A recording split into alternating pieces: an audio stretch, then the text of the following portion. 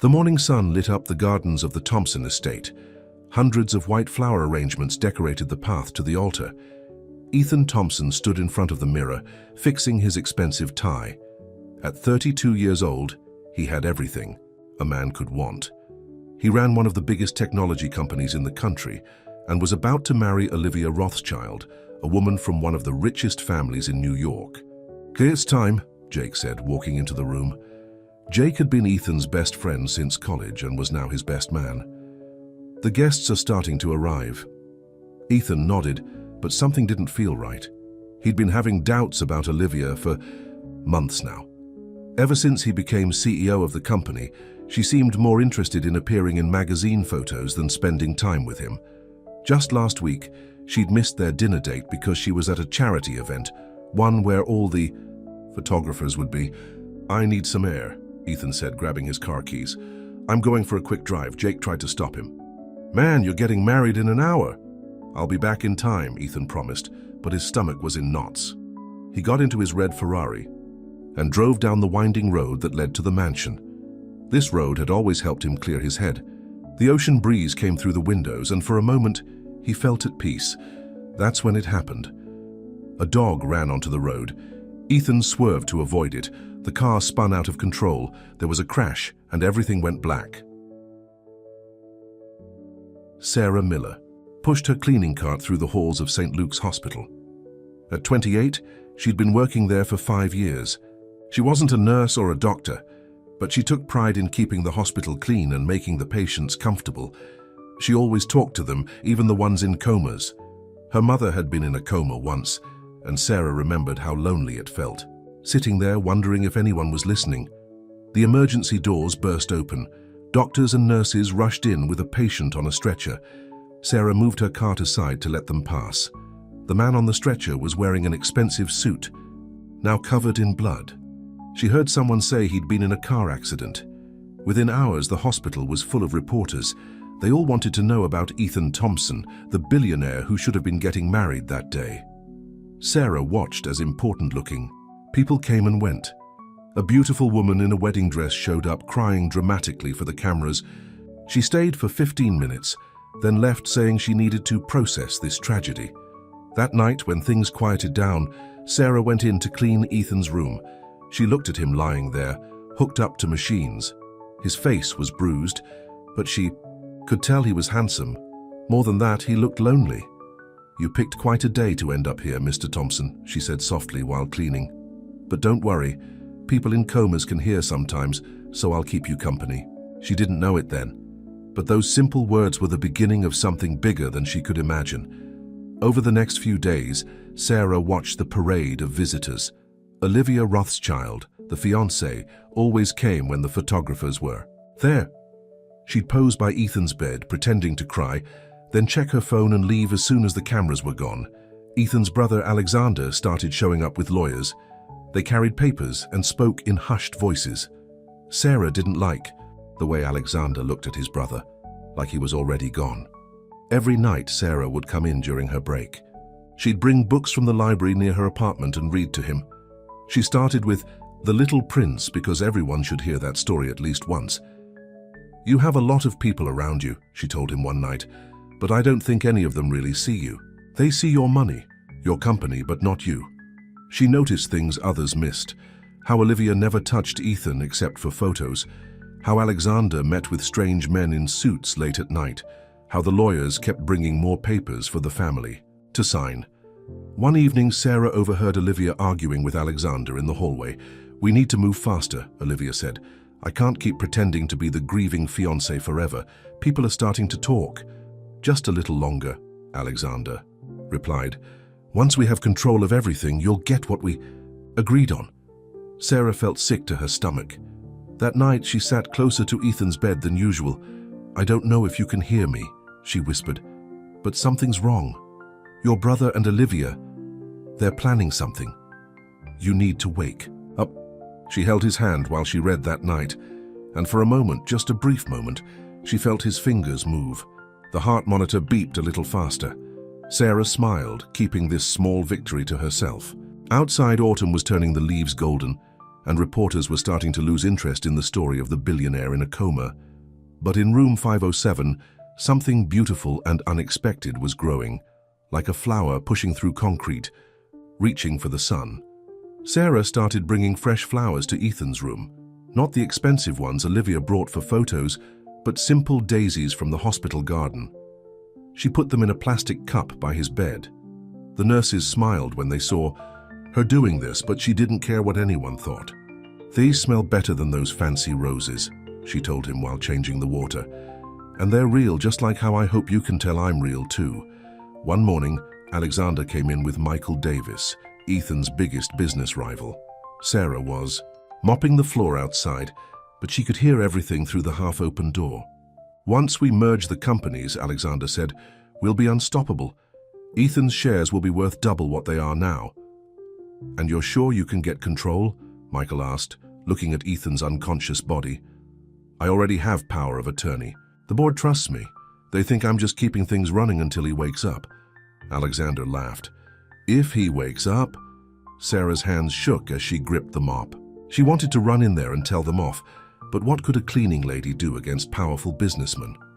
That night she sat next to Ethan and held his hand tight. "Your brother's trying to steal your company," she whispered. "He's working with Michael Davis. I wish I knew how to help you." To her surprise, Ethan's heart monitor started beeping faster. His fingers twitched in her hand. "Mr. Thompson, can you hear me?" Sarah leaned closer. "If you can hear me, try to squeeze my hand." Again. Nothing happened for a long moment. Then, very slowly, his fingers curled around hers. Sarah pressed the call button. The night nurse, Linda, came running in. "He squeezed my hand," Sarah said excitedly. "He can hear us." Linda checked Ethan's vitals and shone a light in his eyes. "His reflexes are stronger," she admitted. "But don't get your hopes up too high. Sometimes coma patients have involuntary movements, but Sarah knew what she felt wasn't involuntary. From that night on, she started telling Ethan everything she overheard about his company. Jake, Ethan's best friend, came to visit one afternoon. Unlike the others, he actually sat with Ethan and talked to him like a real person. Sarah liked Jake immediately. "Your brother's up to something," Jake told the unconscious Ethan. "He's calling board meetings without telling me, and I'm supposed to be the vice president. I'm trying to figure out what's going on, but he's keeping me out of everything." After Jake left, Sarah brought in the newspaper she'd been saving. The business section had an article about Thompson Technologies. "Your company's stock is dropping," she read to Ethan. "They're saying it's because you're not there, but I think your brother's doing it on purpose. He wants to make the company weak so he can sell it to Michael Davis." That's when Sarah noticed Ethan's right hand moving. His fingers were tapping against the bed rail. "Are you trying to tell me something?" She watched his hand carefully. The tapping continued, like he was trying to make a pattern. Sarah grabbed a notepad and pen from her cart. She wrote down the rhythm of his taps. "Is this Morse code?" she asked. "Are you trying to use Morse code?" The tapping got stronger. Sarah's heart raced. She'd learned Morse code as a kid. Her grandfather had been in the Navy and taught her for fun. She watched Ethan's fingers carefully. "Dot, dot, dot. Dot, dot, dot, S-E-L. Sell," she asked. You worried about them selling the company?" More tapping. "Yes." Sarah started crying. "You can hear me. You've been hearing everything." That night, she couldn't sleep. She knew she had to do something to help Ethan, but what? She was just a cleaning lady. Nobody would believe her if she told them what Alexander was planning. The next day, she brought in her old laptop. During her breaks, she started researching Thompson Technologies. She read everything she could find about the company, about Alexander's meetings, about Michael Davis's company. "I'm going to help you," she promised Ethan. "I don't know how yet, but I'm not letting them steal what you built." She noticed his heart rate always went up when she talked about the company. It was like he was fighting to wake up, trying to stop what was happening. Olivia came in that afternoon wearing a designer dress and full makeup. The photographers followed her as usual. "Oh, darling," she sighed dramatically. "When will you wake up? The wedding planners keep calling me." "Should I cancel everything?" Sarah wanted to scream. Here was Olivia, pretending to be heartbroken, while she plotted with Alexander behind everyone's back.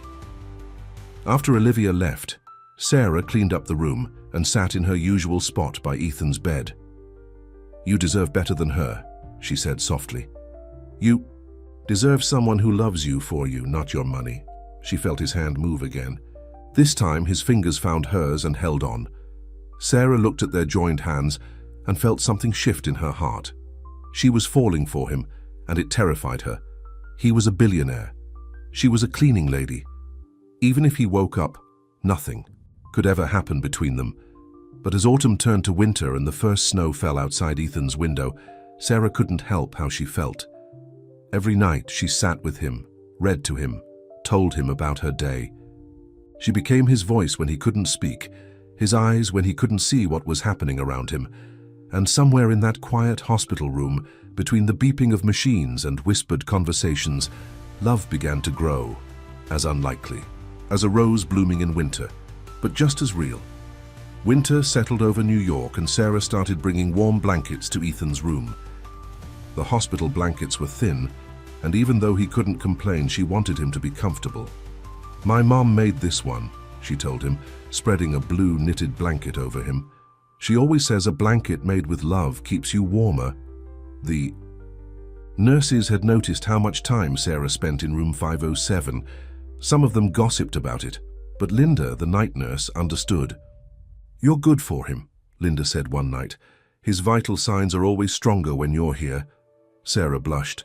"I just talk to him, tell him what's going on." Sometimes that's all someone needs, knowing they're not alone. That evening, Alexander came in with more lawyers. Sarah pretended to clean the windows while she listened. "The board meeting is set for next week," one lawyer said. "Once we present the merger deal with Davis Corp, it'll be done." Alexander smiled. Ethan always was too careful, too slow. He would have never made this deal. Sometimes bad things happen for good reasons. Sarah's blood boiled. The way Alexander talked about his own brother made her sick. After they left, she pulled her chair close to Ethan's bed. "They're having a board meeting next week," she whispered. "They're going to sell your company to Michael Davis." Ethan's fingers started tapping immediately. Sarah grabbed her notepad and wrote down the Morse code. J-A-K-E, Jake. "You want me to tell Jake?" More tapping. "Yes." Sarah's heart raced. "But how? I don't have his number. I don't even know his last name." She thought for a moment. "Wait, I can look him up. He's the vice president of your company, right?" That night after her shift, Sarah stayed up late searching online. She found Jake's full name, Jake Morrison, and the company's office address. The next morning, she took the bus to the Thompson Technologies building. It was the tallest building she'd ever seen up close, all glass and steel. She felt small in her worn coat and second-hand boots. The security guard stopped her at the entrance. "Can I help you?" "I need to see Jake Morrison. It's about Ethan Thompson." "Do you have an appointment?" "No, but then I can't let you up." Sarah stood there, fighting back tears of frustration. She'd come all this way for nothing. That's when Jake himself walked through the lobby. Sarah recognized him from his hospital. "Visits Mr. Morrison," she called out. "Please, I need to talk to you about Ethan." Jake turned, surprised.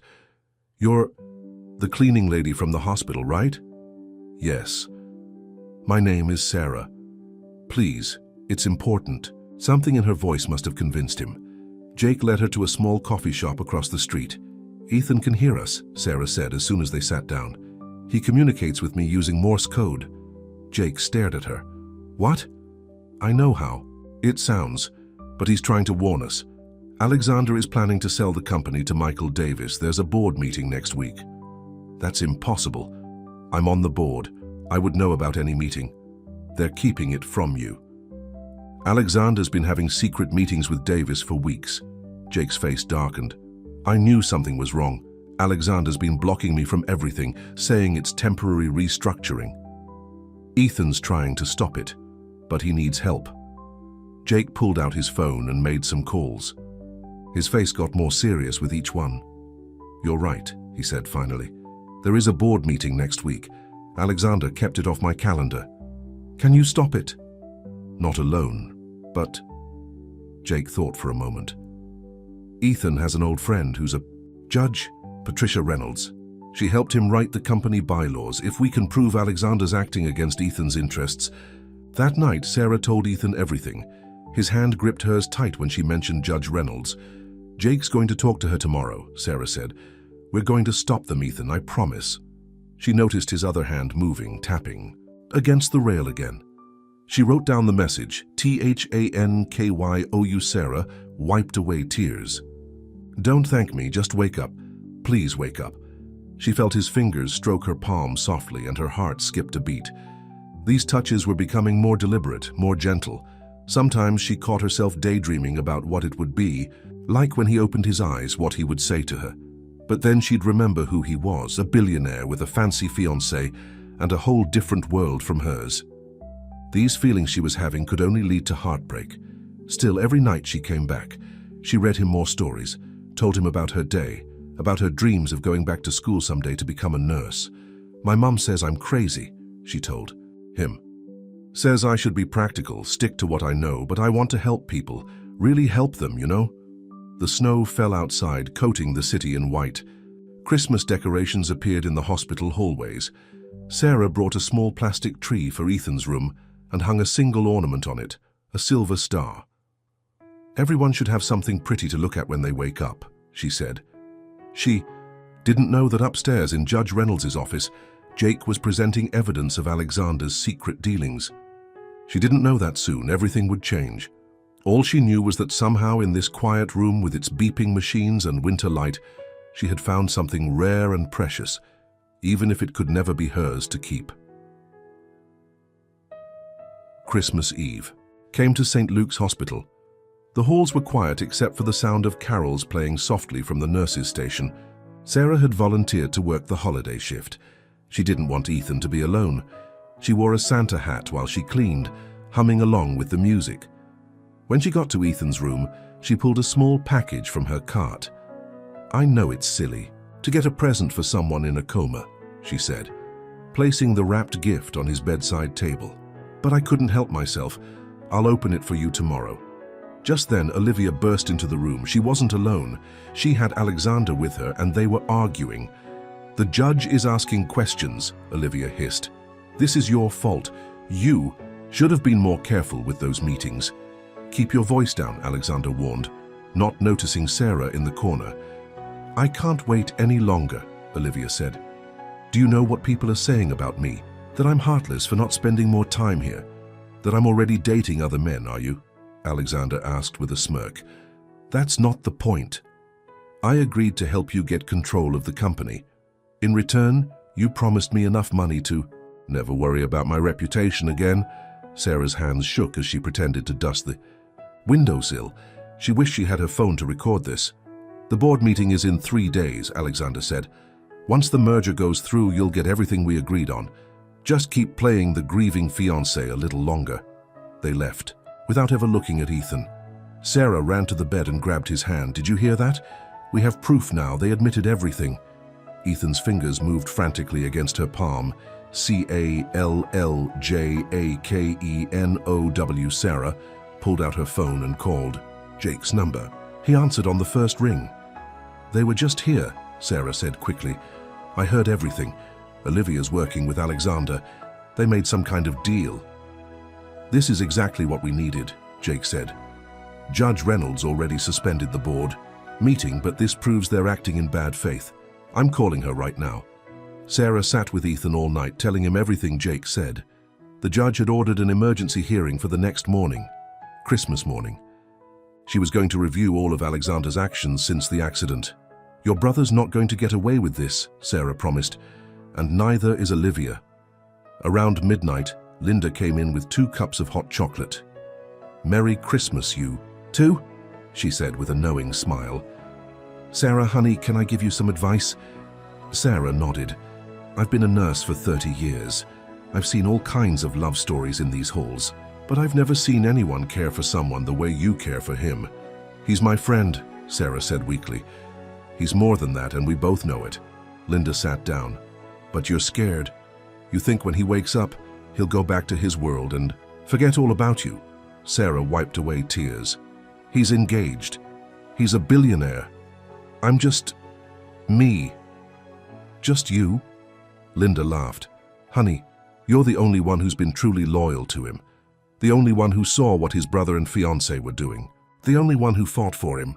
But no buts. I've watched him respond to you. Those hand squeezes aren't just reflexes. That man hears you, feels you, knows you're here. And when he wakes up, he's going to remember everything." Sarah looked at Ethan's face, peaceful in the dim light. His hand was still holding hers, warm and strong. "I love him," she whispered, admitting it for the first time. "I know it's crazy, but I do." Linda patted her shoulder. "Love is always a little crazy, honey. That's how you know it's real." After Linda left, Sarah opened her gift to Ethan. It was a small photo frame with a picture of his garden, the one at his mansion where he was supposed to get married. "I took this last week," she told him. "The snow made everything look magical. I thought you might want to see it, to know the world's still beautiful out there waiting for you." She felt his fingers move. Love Sarah's heart stopped. "What?" His fingers tapped again, slower this time. Loveyou Sarah started crying, holding his hand against her cheek. "You can't. You don't even know me." But he tapped again. Knowyourhear. Toot sighed. Snow began to fall. The hospital grew, quieter, if that was possible. In room 507, Sarah rested her head on the bed next to their joined hands and fell asleep, dreaming of a future she was afraid to hope for. She didn't know that upstairs, Judge Reynolds was spending her Christmas Eve reviewing documents, building a case that would shock New York society. She didn't know that in his dark mind, Alexander was already planning something desperate, and she didn't know that Ethan, trapped in his silent world, was fighting harder than ever to wake up. Not for his company, not for justice, but for the woman who had given him a reason to live again. Christmas morning dawned cold and bright. Sarah woke up still holding Ethan's hand, her neck stiff from sleeping in the chair. She barely had time to freshen up before Jake rushed into the room. "The hearing's starting," he said, straightening his tie. "Judge Reynolds is ready to hear everything." "Do you need me to testify?" Sarah asked, nervous about speaking in front of important people.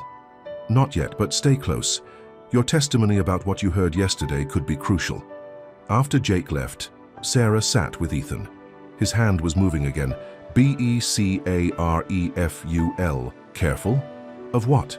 "Alexdangerous before." Sarah could ask. More Alexander stormed into the room.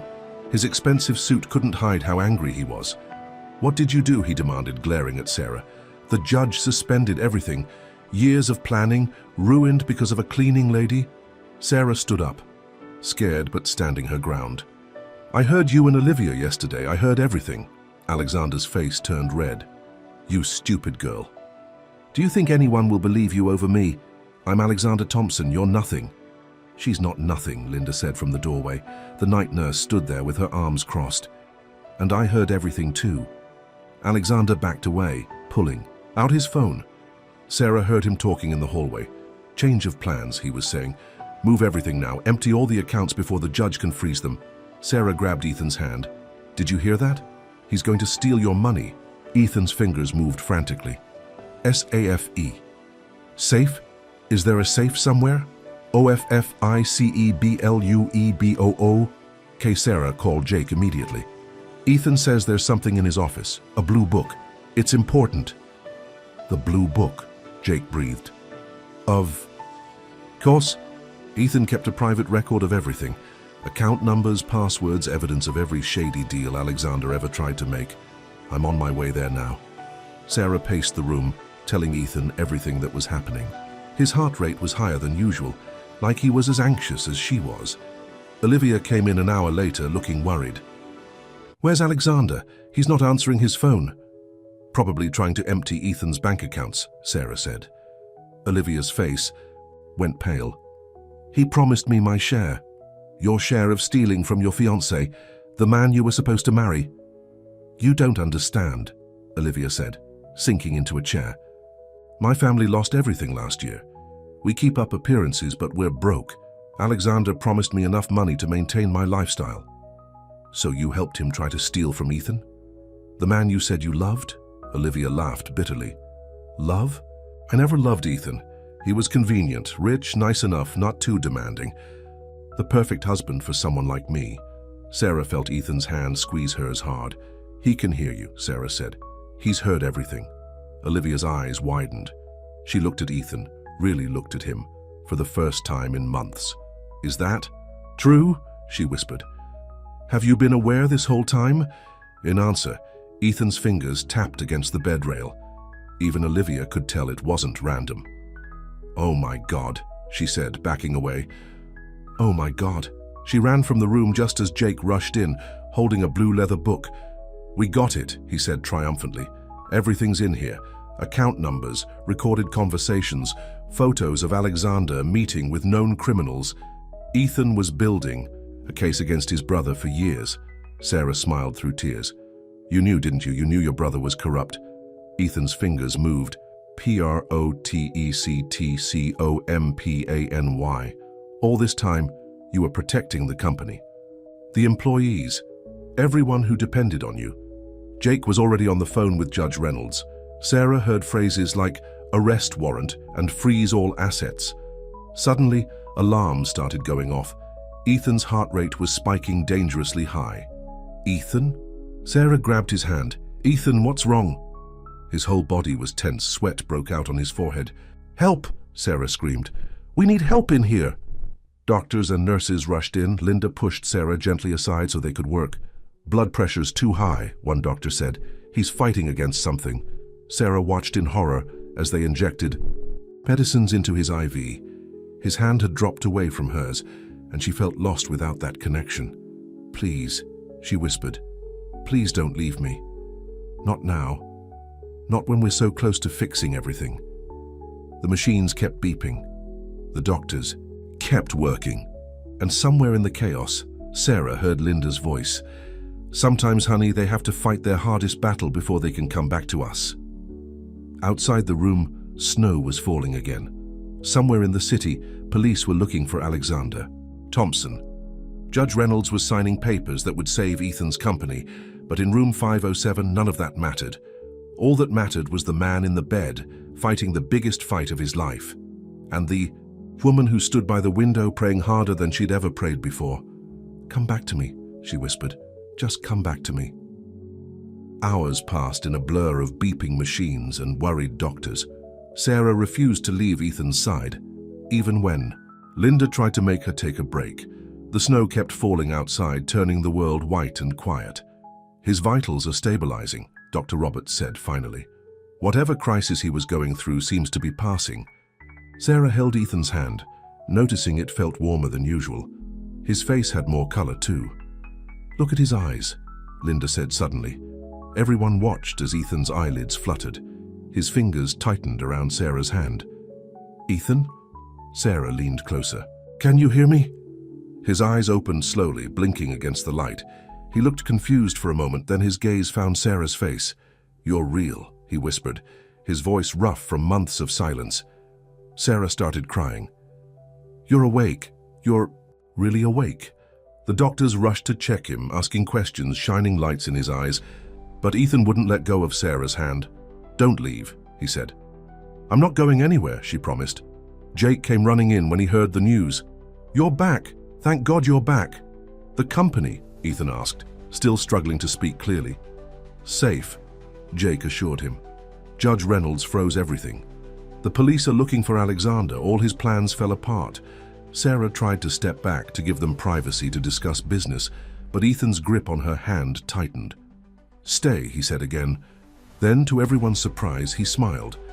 I need my guardian angel close by. The next few days were a whirlwind. Doctors came and went, running tests, amazed at how quickly Ethan was recovering. The police found Alexander trying to board a private plane to Switzerland. They arrested him at the airport. Olivia showed up once, wearing her usual designer clothes and perfect makeup. She stood in the doorway, looking uncomfortable. I suppose you hate me, she said to Ethan. No, he replied, his voice stronger now. I feel sorry for you. Olivia's perfect composure cracked. You heard everything, didn't you, all those months? Every word. I never meant... She started, then stopped. Well, I suppose it doesn't matter what I meant. Goodbye, Ethan. After she left, Sarah brought Ethan some water. "Are you okay?" "Better than okay," he said, watching her with those intense eyes that seemed to see right through her. "For the first time in my life, I know exactly what I want." Sarah blushed and busied herself adjusting his pillows. She'd been trying to keep her feelings in check since he woke up. Just because he could communicate with her during the coma didn't mean he felt the same way now. "Sarah," he said softly, "look at me." She forced herself to meet his gaze. "You saved me," he said. "Not just my company. You saved me. All those nights. You sat with me, all those stories you read, all those times you fought for me when no one else would." "I just did what anyone would do," she mumbled. "No, you did what only you would do. You saw me. Not my money, not my position, just me." Tears rolled down Sarah's cheeks. "I was so scared you wouldn't wake up." "I had to wake up," he said, reaching for her hand. "I had to tell you properly what I told you on Christmas Eve." Sarah's heart skipped a beat. "You remember that?"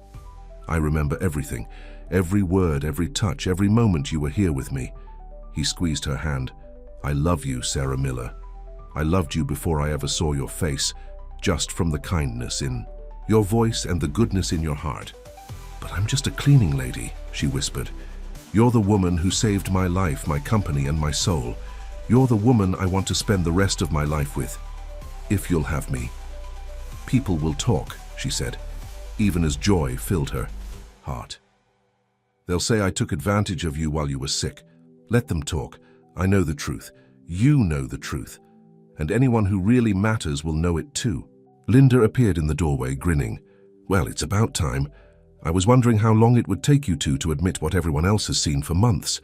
Sarah laughed through her tears. Ethan pulled her closer, and she sat on the edge of his bed. "I love you too," she said softly. "I tried not to, but I couldn't help it." "I'm glad you couldn't help it," he smiled, "because I'm never letting you go." Outside, the snow had stopped falling.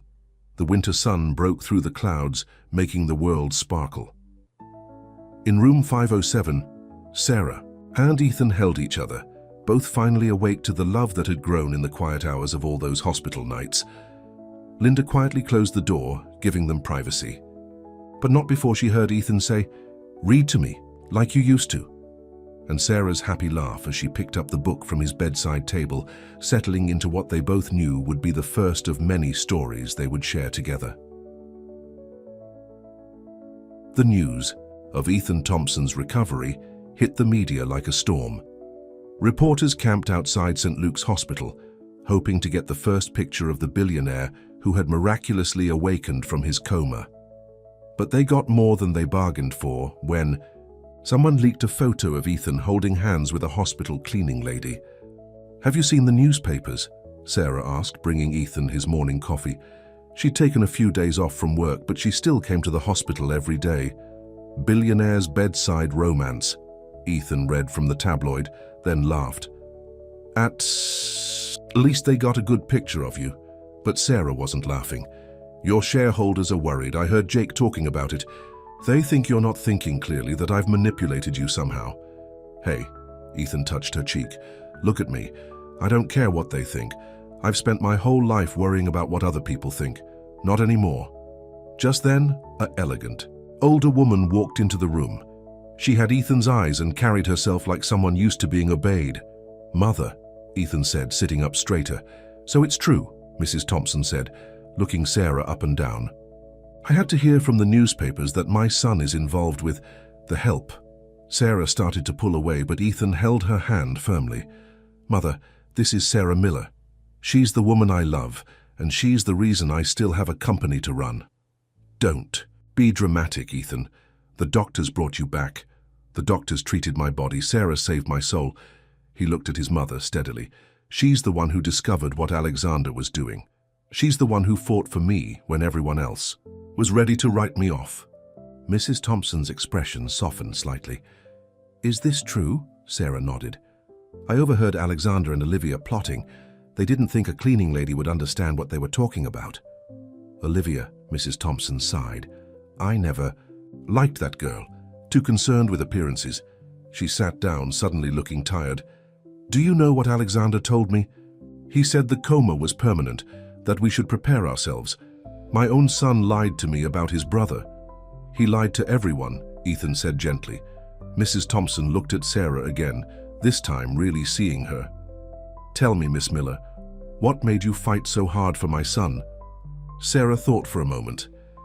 At first it was just kindness. Everyone deserves to have someone care about them. Then I got to know him, really know him, through all those nights talking to him. I fell in love with his heart, his strength, his goodness. I didn't care about his money or his position. I just wanted him to wake up. Mrs. Thompson wiped away a tear. Well, that's certainly a better answer than Olivia ever gave me. She stood up and straightened her designer suit. I suppose I'll have to get used to having a daughter-in-law who actually has a soul. After she left, Sarah stared at Ethan. Did your mother just accept me? I think she did, Ethan grinned. She's full of surprises. The physical therapist came in then, ready to help Ethan with his exercises. His recovery was going well, but months in a coma had weakened his muscles. You don't have to stay for this part, Ethan told Sarah. It's not very dignified. I'm not going anywhere, she said, helping him stand. Besides, I've been emptying your bedpan for months. I think we're past dignity. They both laughed, and the therapist smiled, used to their banter by now. Later that afternoon, Jake brought news about Alexander. He's agreed to a plea deal, Jake said. He'll confess to everything in exchange for a lighter sentence. What about the company? Ethan asked. The board is behind you 100% now. Turns out nearly getting robbed by your brother makes them appreciate honest leadership. Sarah listened to them talk business, amazed at how different Ethan was now. Stronger, more determined, but also softer in some ways. He smiled more, laughed easier. That evening, after everyone had gone, Sarah sat in her usual chair while Ethan did his breathing exercises.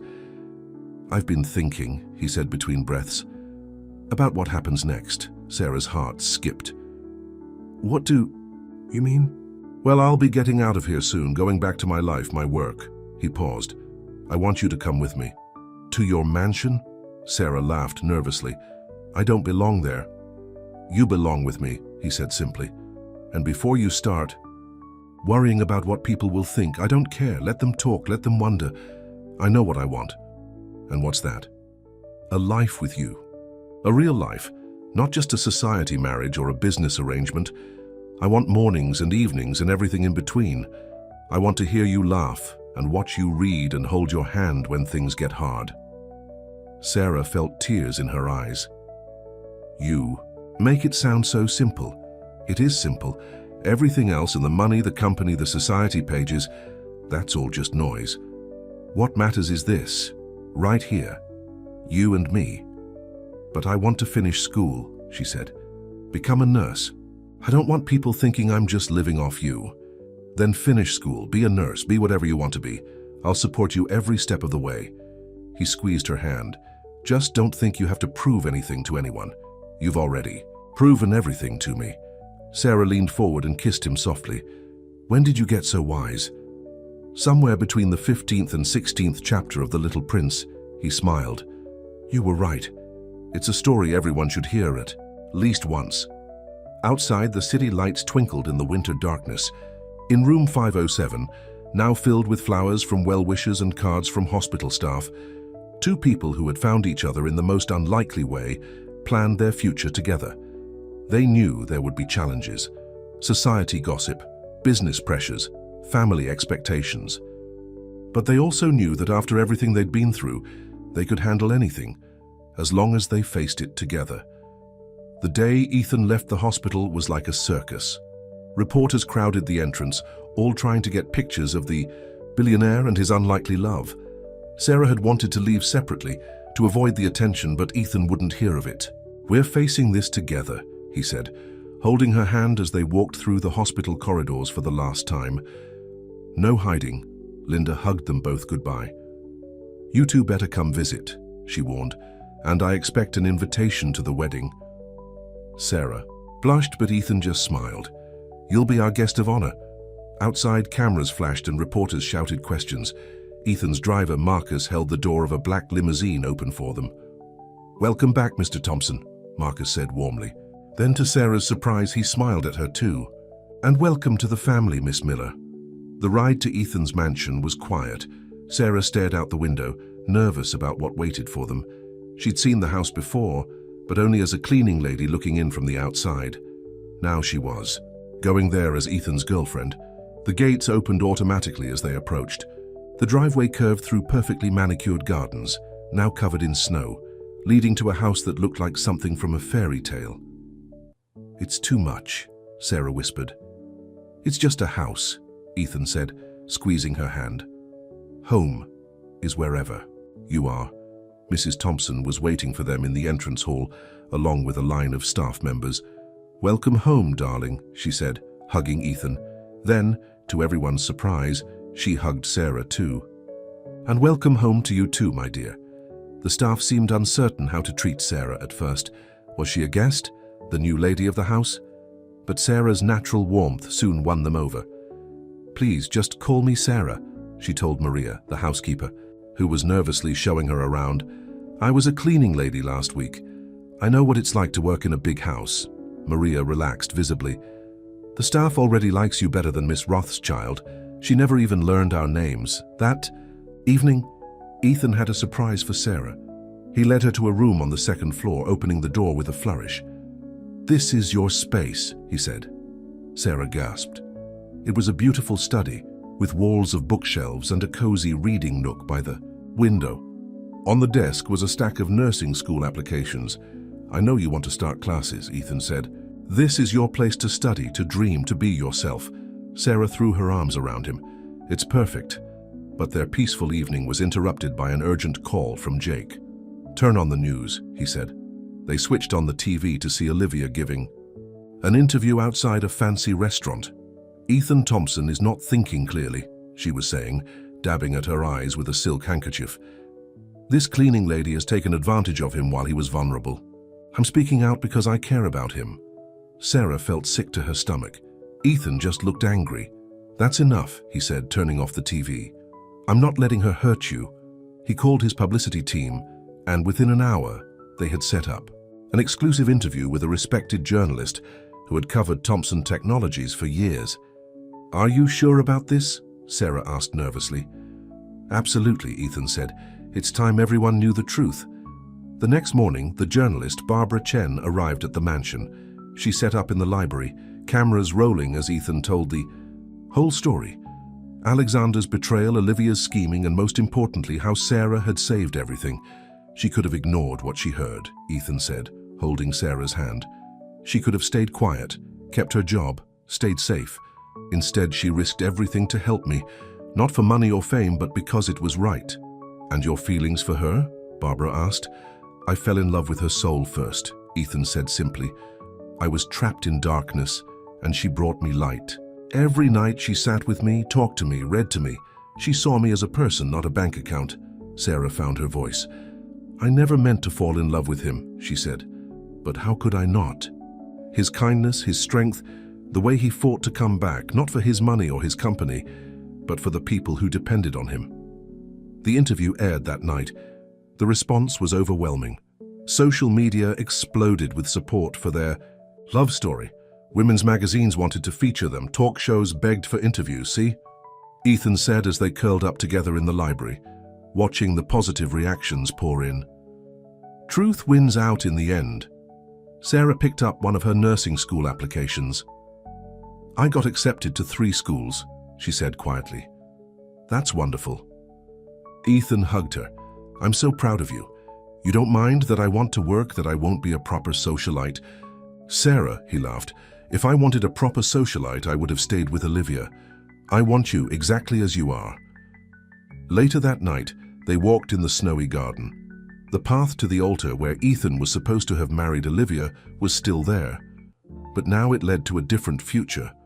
"I've been thinking," Ethan said, stopping under a snow-covered arch, "about what Linda said this morning. About visiting the hospital. About the wedding invitation." Sarah's heart stopped as Ethan got down on one knee, pulling out a small velvet box. "I know it's fast," he said. "I know people will talk, but I've never been more sure of anything in my life. Sarah Miller, will you marry me?" The ring was simple and elegant, not the flashy diamond he'd given Olivia, but a vintage sapphire that reminded him of Sarah's eyes.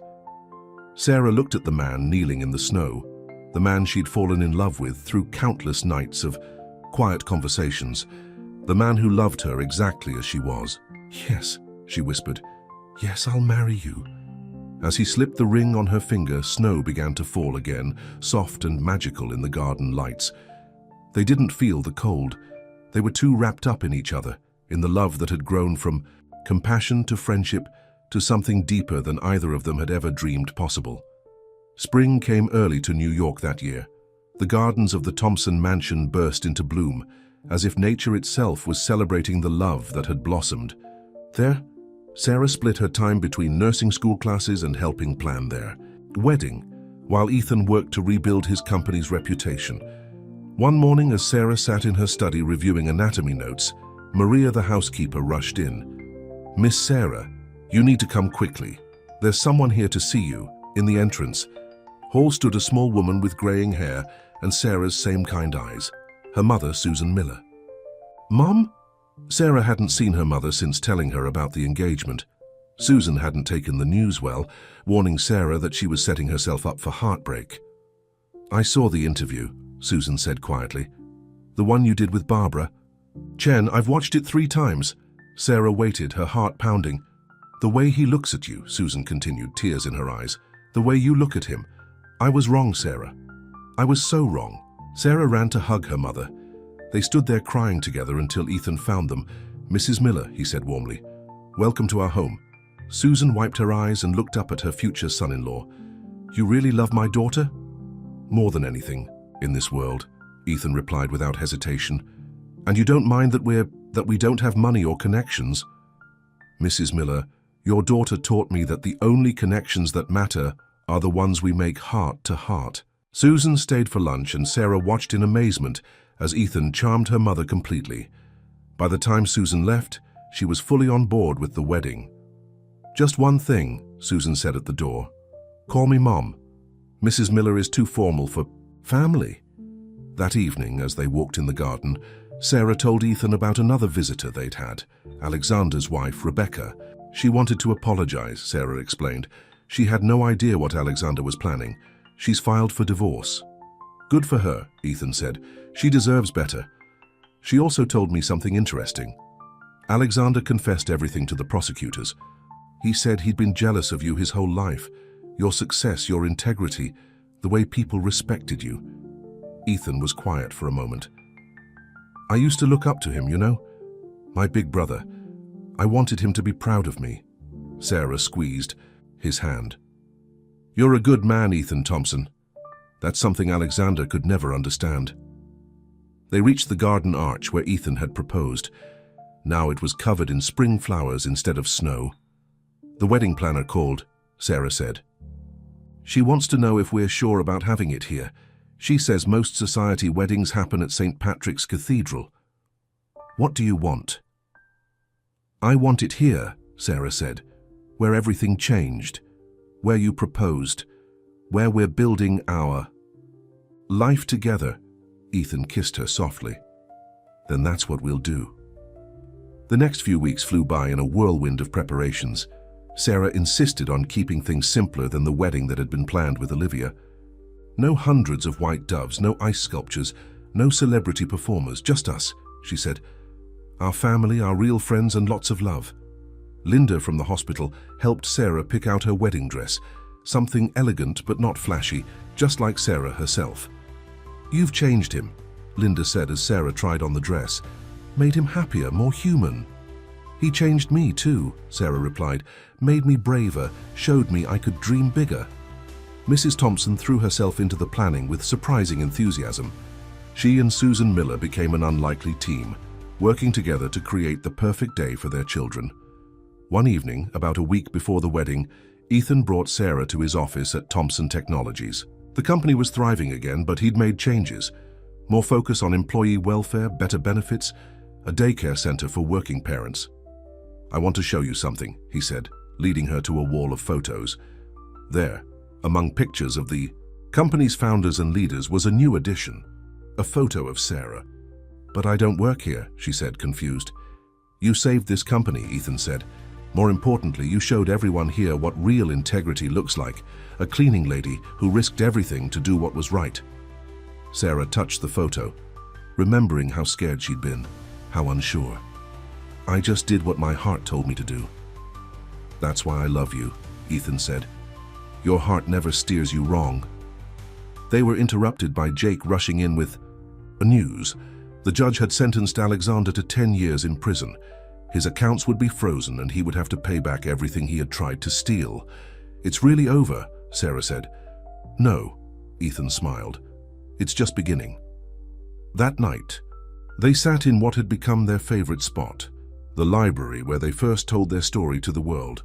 Sarah was reading her nursing textbook while Ethan reviewed company reports.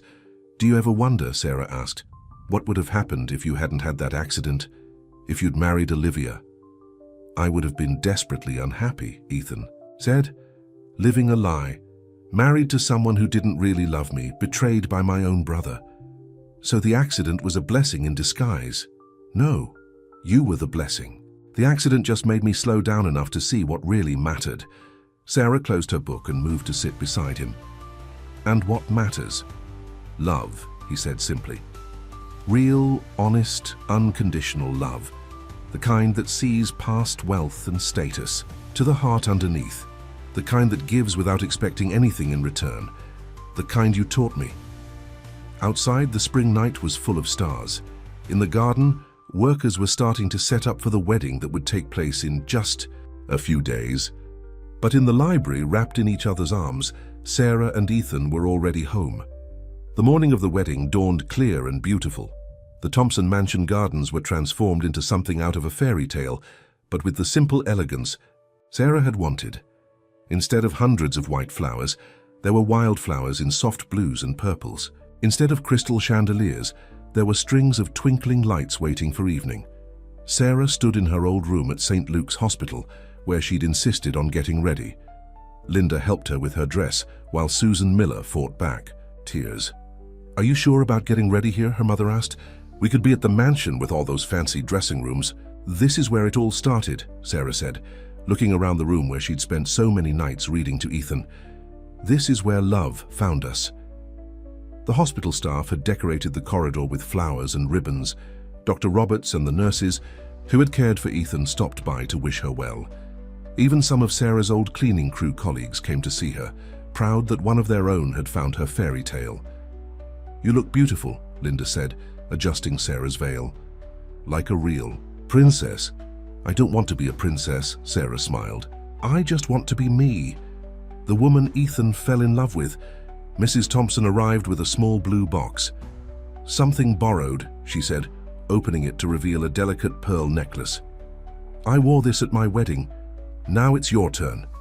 As Mrs. Thompson fastened the necklace, she hugged Sarah. "Thank you," she whispered, "for loving my son the way he deserves to be loved." The drive to the mansion was like a dream. People lined the streets, having heard the story of the cleaning lady and the billionaire. They waved and cheered as Sarah's car passed. In the garden, guests were already seated. Unlike the society crowd that would have attended Ethan's wedding, to Olivia, these were real friends and family. Hospital staff sat next to company executives. Sarah's childhood friends mingled with business associates. Love had erased all the usual social barriers. Jake stood at the front with Ethan, serving as best man again, but this time for a wedding that would actually happen. Linda was Sarah's matron of honor, carrying a bouquet of the same daisies Sarah used to bring to Ethan's hospital room. When the music started, Sarah took her father's arm. They walked down the path that led to the flower-covered arch, but Sarah barely saw the decorations or the guests. All she saw was Ethan, waiting for her with tears in his eyes and love in his smile. "You're here," he whispered when she reached him. "I'm here," she replied. "I'll always be here." The ceremony was simple and heartfelt. They had written their own vows, speaking from their hearts rather than following traditional words. "Sarah," Ethan said, his voice strong and clear, "you found me in my darkest hour and brought me back to light. You loved me not for what I had, but for who I am. You taught me what real love looks like, patient, kind, selfless. I promise to spend the rest of my life trying to be worthy of the love you've given me." Sarah's voice shook as she spoke her vows. "Ethan, you showed me that fairy tales can come true, but not in the way I expected. Real love isn't about castles or riches. It's about finding someone who sees your soul and cherishes it. You've given me so much more than a beautiful home or a comfortable life. You've given me your heart, and I promise to keep it safe forever." As they exchanged rings, a soft breeze scattered flower petals around them.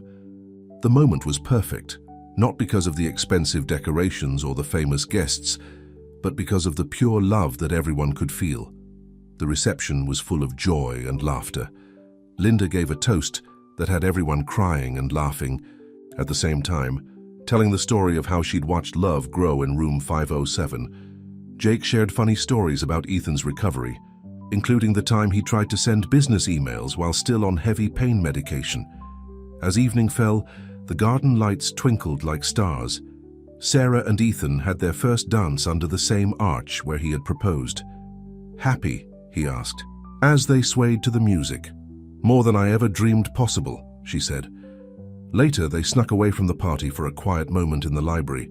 Sarah was still in her wedding dress, Ethan in his tuxedo, but they looked completely natural, curled, up in their favorite spot. "I have a wedding present for you," Ethan said, handing her an envelope.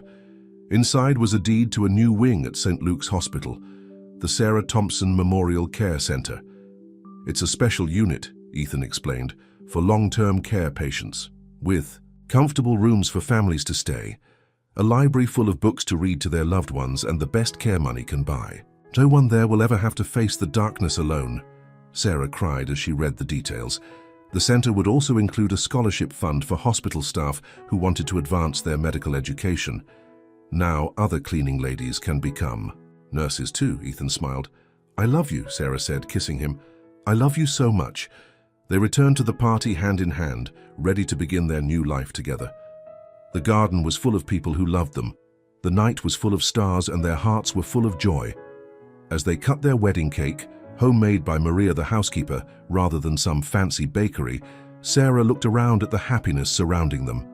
Linda was dancing with Jake. Mrs. Thompson and Susan Miller were sharing family photos.